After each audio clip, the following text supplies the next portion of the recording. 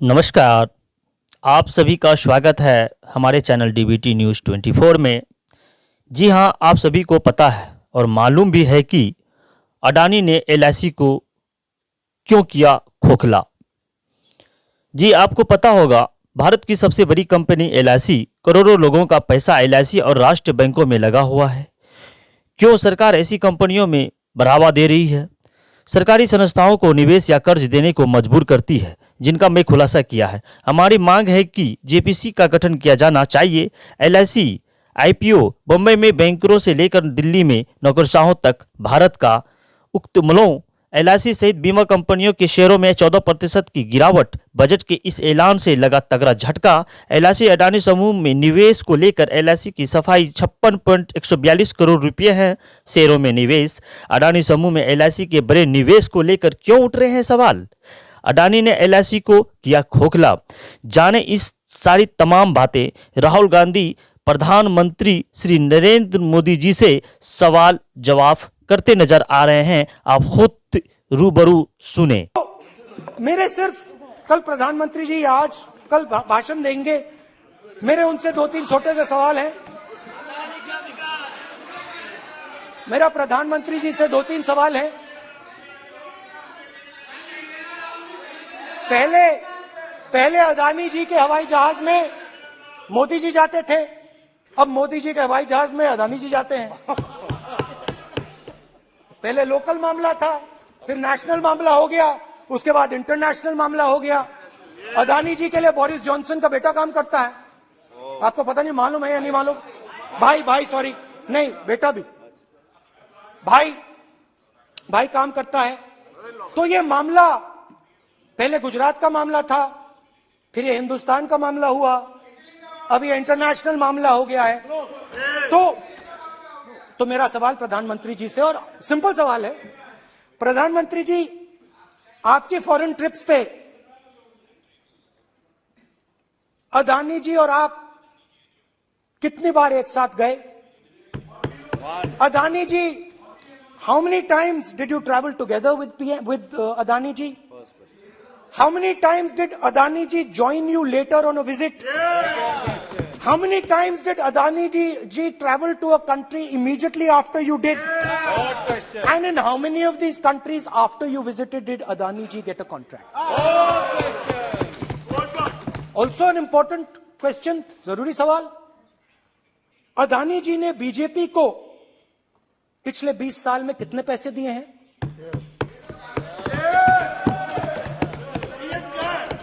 Electoral bonds में कितना पैसा दिया है? कुछ दिन पहले ये हिंडनबर्ग रिपोर्ट आई, उसमें लिखा था कि अदानी जी की हिंदुस्तान के बाहर शेल कंपनीज हैं। ये जो शेल कंपनीज हैं, सबसे पहला सवाल है, ये हैं किसकी?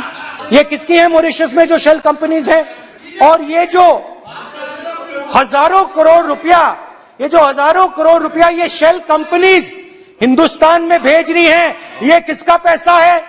और क्या ये काम अदानी जी फ्री में कर रहे हैं? अब मैं ये सवाल क्यों पूछ रहा हूं? क्योंकि अदानी जी स्ट्रेटेजिक बिजनेसेस में काम करते हैं। अदानी जी हिंदुस्तान के पोर्ट्स को डोमिनेट करते हैं। अदानी जी हिंदुस्तान के एयरपोर्ट्स को डोमिनेट करते हैं।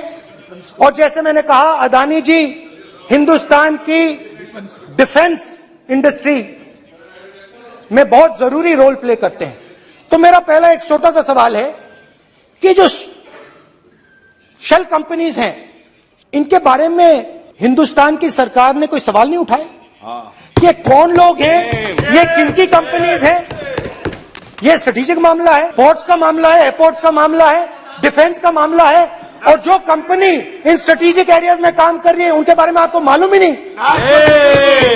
ये नेशनल सिक्योरिटी का मुद्दा है, आपको मालूम ही नहीं कि ये शेल कंपनीज किसकी हैं, कितना पैसा आ रहा है, किसका पैसा आ रहा है? तो एक बहुत बड़ा सवाल है, ये पैसा किसका है? ये शेल कंपनीज किसकी हैं? और ये हिंदुस्तान की सरकार की जिम्मेदारी है ये पता लगाना ये किसकी शेल कंपनीज है और ये किसका पैसा अंदर आ रहा है। प्रधानमंत्री जी ऑस्ट्रेलिया जाते हैं और जादू से State Bank of India $1 billion loan Adani ji को ऑफर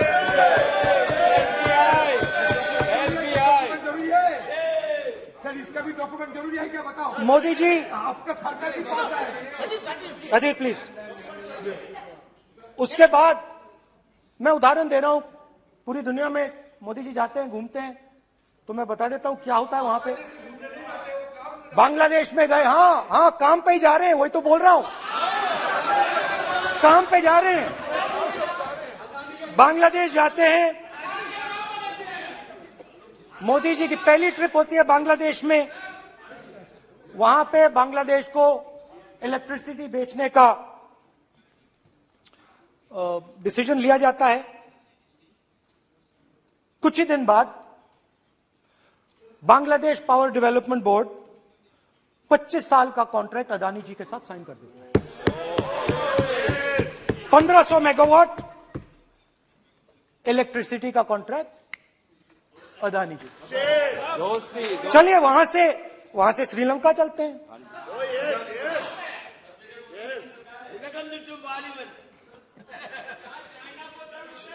जून 2022 में Chairman of Sri Lanka's Ceylon Electricity Board, MMC Fernando, informed a parliamentary committee in Sri Lanka in open hearing that he was told by President Rajapaksa that PM Modi pressured him to give the wind power project directly to Mr. Adani.